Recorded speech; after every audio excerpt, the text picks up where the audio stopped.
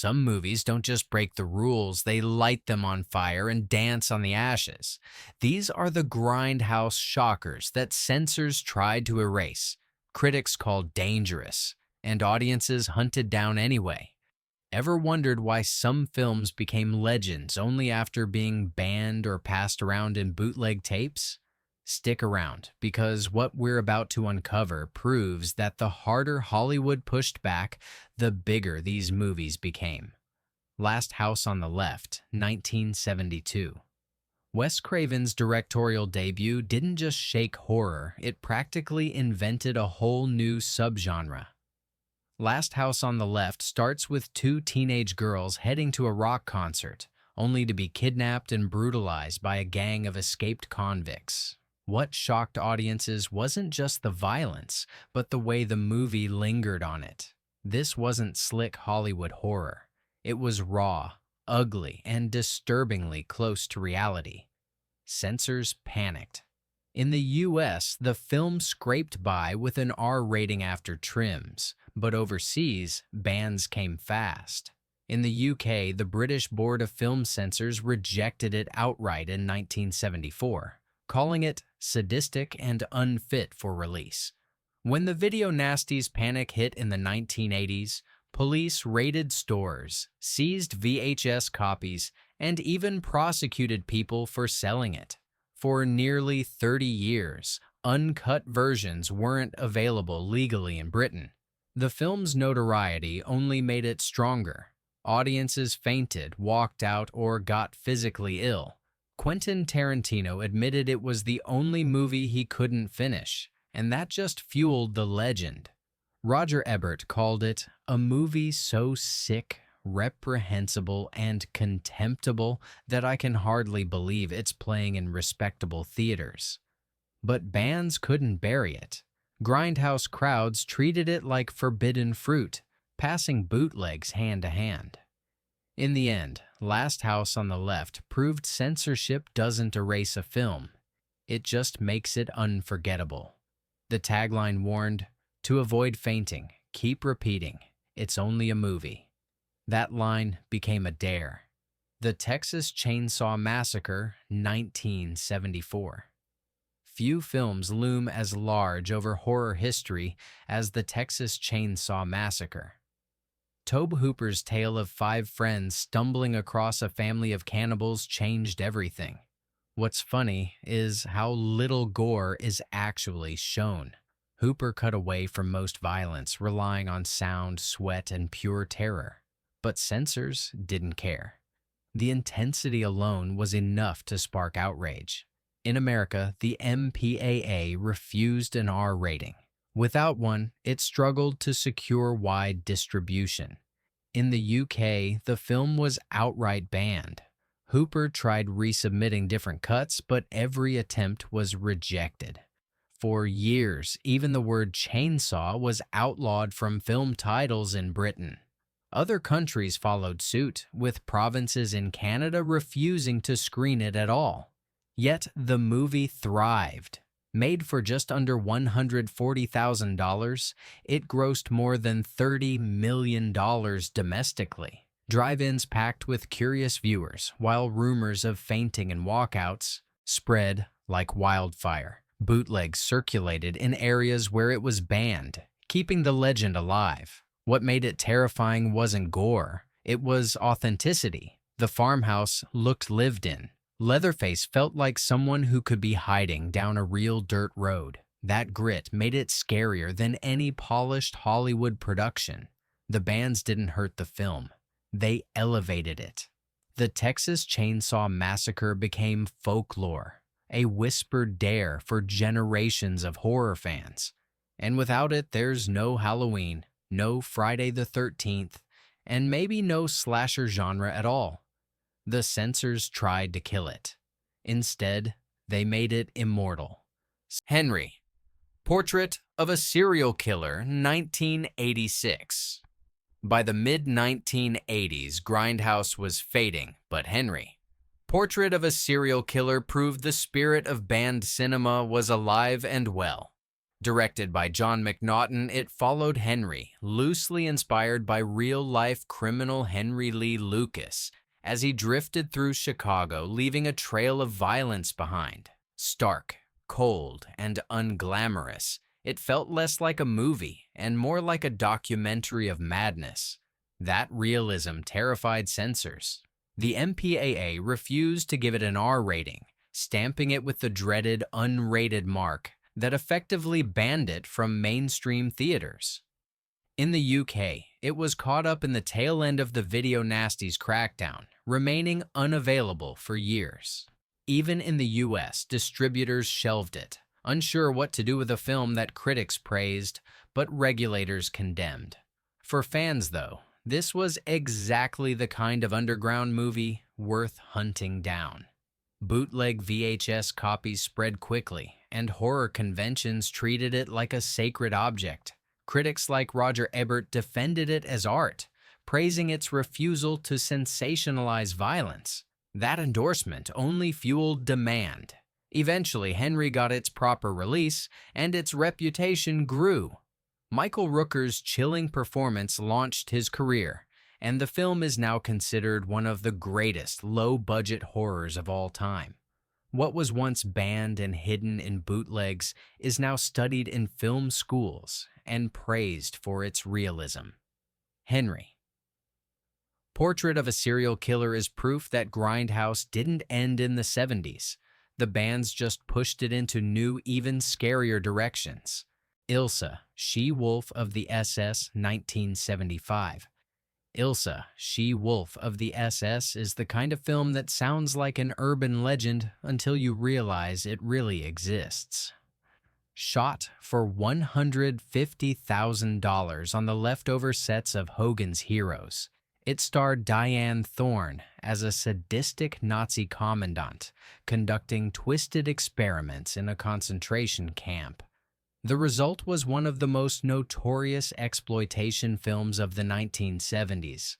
Censors around the world recoiled. Germany banned it immediately. Australia and New Zealand followed suit. Even in countries where it wasn't technically banned, theaters refused to touch it. Some cast and crew members even tried to sue to have their names removed from the credits, embarrassed by the final product. But in Grindhouse theaters, Ilsa was a hit. It grossed over $2 million worldwide, an incredible return on its tiny budget. Bootleg copies kept it alive in countries where it was banned, passed around like contraband among fans hungry for forbidden cinema. The film's notoriety spawned sequels that pushed things further, from Ilsa, harem keeper of the oil sheiks, to Ilsa, tigress of Siberia. Critics despised it, calling it tasteless garbage, but audiences couldn't look away. Its mix of campy excess and shocking imagery made it unforgettable. For many fans, it became the ultimate video nasty, proof that censorship only fuels curiosity. Today, Ilsa is less remembered as a story and more as a cultural phenomenon. It's a reminder that when filmmakers push the limits of bad taste, censors panic, and audiences rush to see what all the fuss is about. Blood-Sucking Freaks, 1976. If any movie embodies the phrase "so bad it's good," it's Blood-Sucking Freaks. Originally titled The Incredible Torture Show, this grindhouse nightmare followed a sadistic theater director and his assistant who kidnap victims and subject them to bizarre, gory performances. On stage, cannibalism, dismemberment, and wild torture set pieces became the show, daring audiences to stomach the spectacle. The MPAA slapped it with an X rating. Cities across the U.S. banned it, and most theaters wouldn't touch it. For years, it lingered only in grindhouses and underground cinemas, dismissed as a stain on exploitation filmmaking. Critics loathed it. Audience protests erupted in some areas. And yet, the film refused to disappear. Bootlegs started circulating in the 1980s, passed around by horror fans who wanted to see what was so offensive that it had to be hidden. That word of mouth gave it a strange second life. Eventually, Trauma Entertainment re-released it, cementing its status as a cult oddity. Director Joel Reed even claimed the film was meant as satire, a dark commentary on human cruelty. Whether you believe that or not, the insanity on screen is hard to ignore. Today, Blood-Sucking Freaks is still divisive. Some see it as vile trash. Others see it as a legendary cult artifact, proof that censorship can't kill a movie once fans decide it matters. Banned, reviled, and endlessly circulated on bootlegs, it survived the censors the only way Grindhouse films know how, by being too outrageous to forget. Faces of Death, 1978. Ask anyone who grew up in the VHS era and they'll tell you Faces of Death was less a movie and more a dare. Marketed as a documentary about death in all its forms, it mixed staged gore with real newsreel footage of accidents, animal attacks, and natural disasters. The genius, or the crime, depending on how you see it, was that nobody could tell what was real and what was fake. Director John Allen Schwartz pulled it off with a budget of about $450,000. Special effects man Alan Apone, who later worked on Scarface and Iron Man, created much of the gore. Yet kids watching on grainy VHS tapes swore it was all authentic. Word spread fast. This was the tape that could traumatize you for life. Censors went into meltdown. In the UK, it was banned outright, making ownership a criminal offense. Australia, New Zealand, and Norway followed suit. In the US, it slipped into video stores briefly, only to be yanked once complaints rolled in. But the bans made it irresistible. Bootleg copies traded hands in playgrounds, dorm rooms, and back alleys. Midnight screenings packed theaters with fans daring each other not to look away. The film ended up grossing more than $35 million worldwide. Not bad for a movie critics called garbage with a pulse. Later, Schwartz admitted about 60% of the scenes were staged, but that only deepened its mystique. Faces of Death proved a lesson censors still haven't learned. The forbidden always finds a way to survive, and sometimes it becomes the stuff of legend. Pink Flamingos, 1972. When John Waters made Pink Flamingos, he wasn't aiming for polite applause. He wanted to create the filthiest movie of all time. Shot in Baltimore on a shoestring budget, it starred the legendary Divine as a criminal, competing to hold the title of filthiest person alive. What followed was a gaudy circus of grotesque acts, deliberately crafted to shock, disgust, and yes, entertain. The movie quickly earned its reputation. Critics trashed it. Cities across the United States banned it. Some theaters screened it secretly at midnight, only to face protests and police raids. Pink Flamingos became less a film and more a social scandal. And yet, the same controversy that tried to kill it made it immortal. Audiences lined up just to see if they could survive the experience. Bootleg VHS copies circulated among college students and underground cinephiles, each one adding to the legend. For many, it wasn't just a movie. It was a test of endurance, the kind of thing you bragged about having seen. Waters himself laughed through the outrage, calling it a joyous celebration of everything disgusting. And decades later, the Library of Congress placed it in the National Film Registry, cementing it as an important piece of American cinema. The film that once got cops called to theaters is now preserved alongside The Godfather. That's the paradox of Pink Flamingos. It was banned, booed, and branded filth. Yet today, it's taught in film schools and celebrated as a classic of underground cinema. Sometimes history's dirtiest films end up with the cleanest legacy. Cannibal Holocaust 1980. Few films blurred the line between reality and fiction as dangerously as Cannibal Holocaust. Ruggero Deodato's infamous Jungle Shocker presented itself as a found-footage chronicle of missing filmmakers who met a grisly end in the Amazon. The discovered reels showed violence so realistic that audiences were convinced they were watching real deaths. Italian authorities certainly thought so. After its premiere, police seized the film and arrested Deodato on suspicion of murder.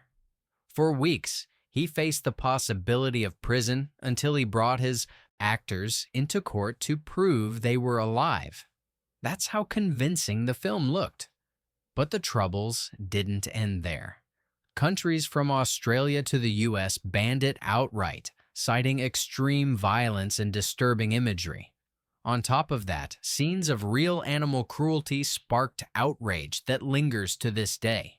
For years, the only way to see Cannibal Holocaust was through scratchy bootlegs or black market VHS copies passed around by horror fans.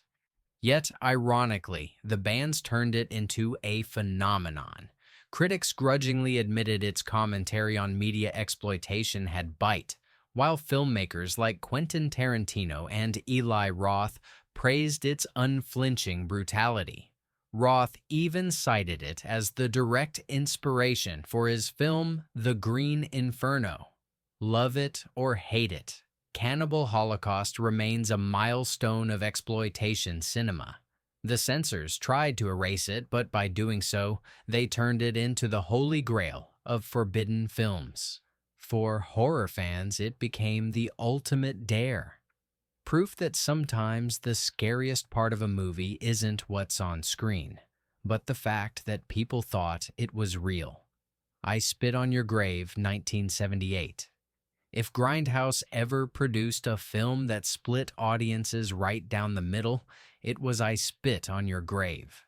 Directed by Mir Zarchi, it follows a young writer who is brutally attacked and left for dead, only to rise up and take revenge on her tormentors with terrifying precision. What shocked viewers wasn't just the violence, but the relentless detail with which the revenge played out. Critics despised it. Roger Ebert gave it 0 stars, calling it vile and depressing. Many considered it an assault on cinema itself. Censors agreed. The UK banned it during the Video Nasties panic, while Australia and Norway added it to their forbidden lists. Even when it was later re-released, versions were heavily censored. For decades, uncut copies circulated only on bootlegs and shady VHS rentals. But audiences? They showed up anyway. Zarchi couldn't get studio backing, so he self-distributed the film, renting theaters directly and pocketing the ticket sales. Against all odds, it grossed more than $5 million worldwide on a tiny budget. The film has since been re-examined. Some see it as exploitative trash. Others argue it's a raw feminist revenge story made before the word even caught on. Zarchi himself insisted the idea came after he helped a real survivor reach a police station, only to see her dismissed by authorities. Whatever side you take, one fact is clear. Censorship didn't kill I Spit on Your Grave. If anything, it made it one of the most infamous revenge thrillers of all time. Mondo Cane, 1962. Before Faces of Death shocked VHS audiences, there was Mondo Cane, the film that practically invented the shockumentary craze. Released in the early 1960s, it presented real footage of strange cultural rituals, bizarre customs, and disturbing animal cruelty from around the world. Edited together with sensational narration, it played like a National Geographic documentary gone rogue. Audiences had never seen anything like it. On one hand, it fascinated viewers with glimpses of exotic places. On the other, it horrified them with its unflinching eye on cruelty and suffering. Critics accused it of being voyeuristic, while defenders claimed it was social commentary. Censors weren't having it. Several countries banned the film outright. In the US, theaters often had to snip reels just to avoid obscenity charges. Yet the controversy only made it more popular. Bootleg reels and later VHS tapes ensured that Mondo Cane's imagery reached audiences who were told they couldn't handle it. Here's the twist. Despite the bans, Mondo Cane broke through to the mainstream. Its theme song, More, even earned an Academy Award nomination, making it one of the strangest Oscar stories ever.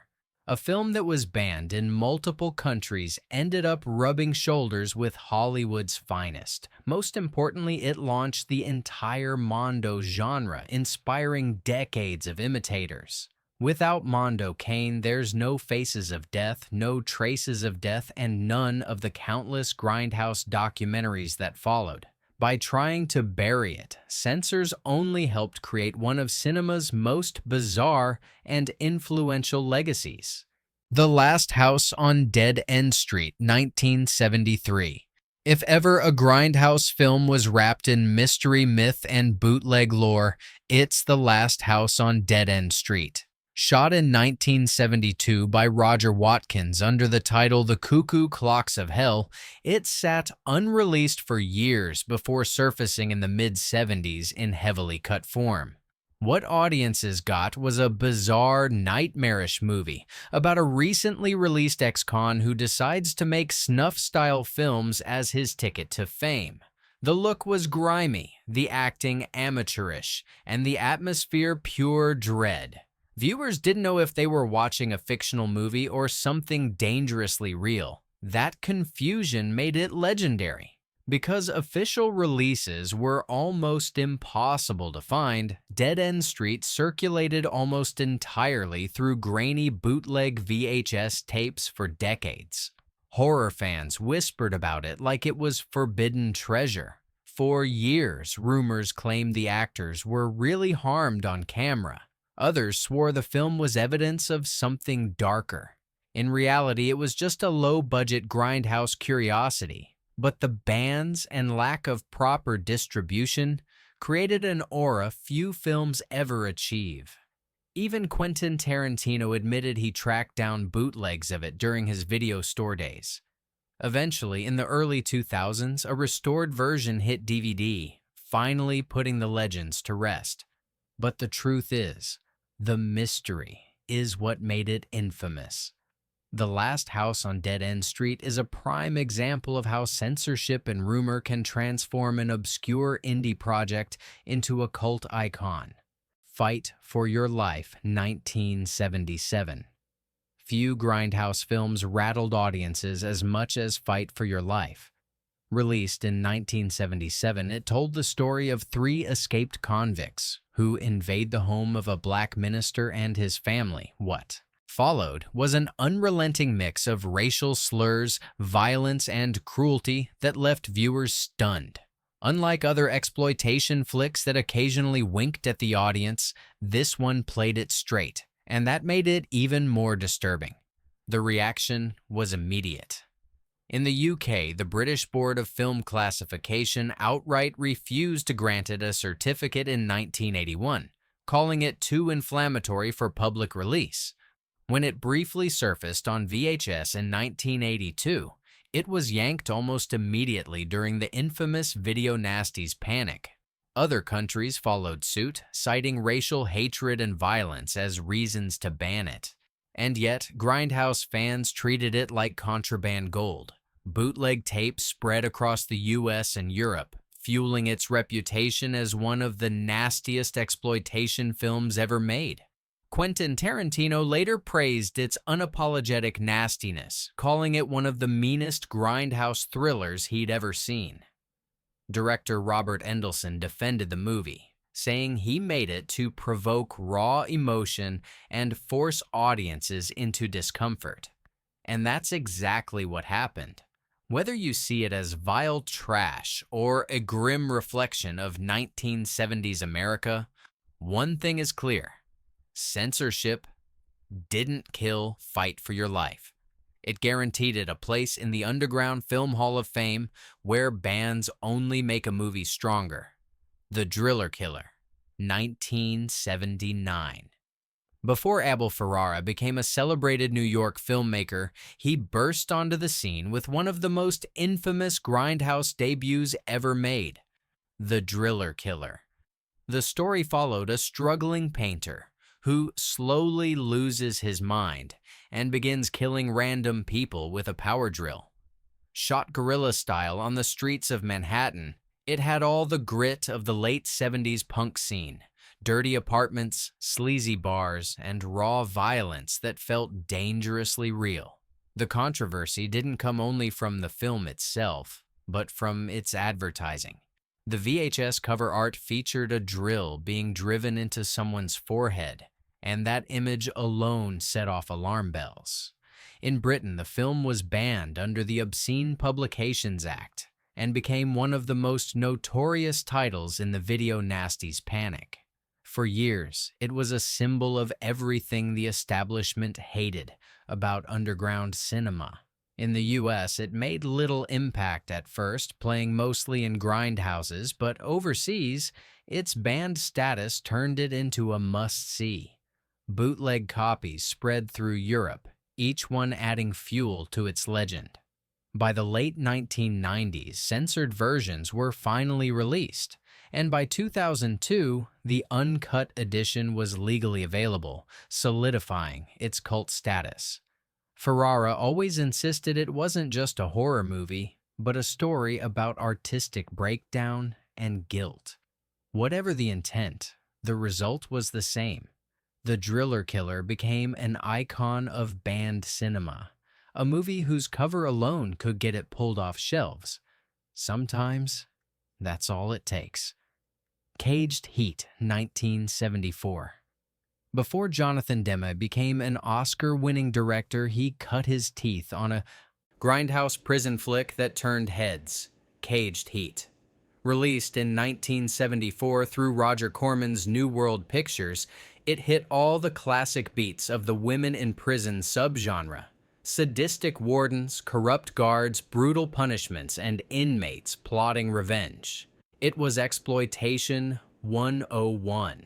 But Demme's direction gave it a sharpness that most movies of its kind lacked. Shot for just $180,000 in abandoned asylums around Los Angeles, it earned more than $2 million at the box office, an enormous return for a low-budget grindhouse release.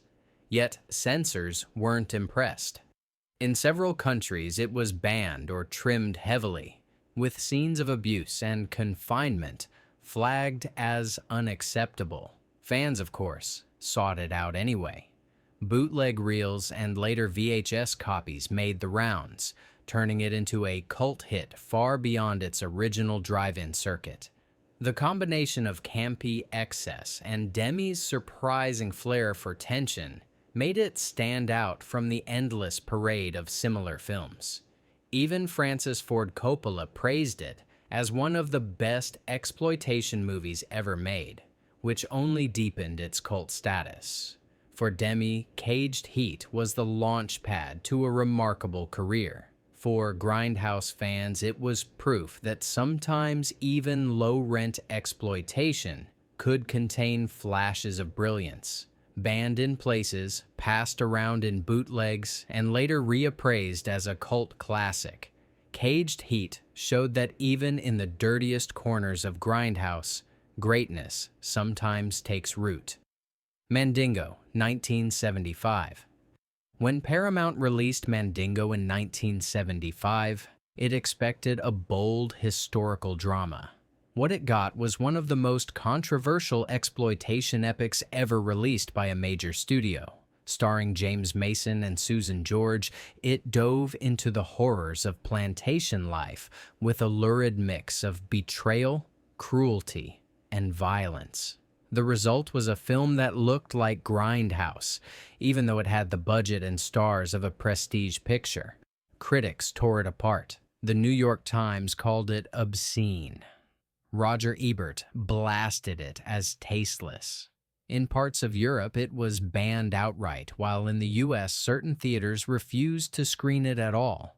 The backlash was so strong that Paramount tried to distance itself, but the controversy had already taken hold. Despite all the outrage, Mandingo made money. With a budget of around $7 million, it grossed nearly double worldwide, proving that scandal sells. But when screenings dried up, bootlegs kept it alive. VHS copies circulated for years, keeping its reputation simmering, even when the studio wanted it forgotten. Today, Mandingo is remembered less as a historical epic and more as a strange cultural relic. It stands as proof that even the biggest studios weren't immune to the lure of exploitation, and that once you release something this controversial, no amount of censorship can bury it. Mandingo beat the censors simply by being too big to disappear. So there you have it, 15 Grindhouse films that censors tried to crush, only to see them rise stronger than ever. Bans, raids, and seizures didn't kill these movies. They made them legends. Which of these banned and bootlegged films have you seen? And which ones are still on your forbidden list? Drop your thoughts in the comments. Hit that subscribe button for more cult cinema deep dives. And remember, if the censors hate it, Grindhouse fans will find a way to keep it alive.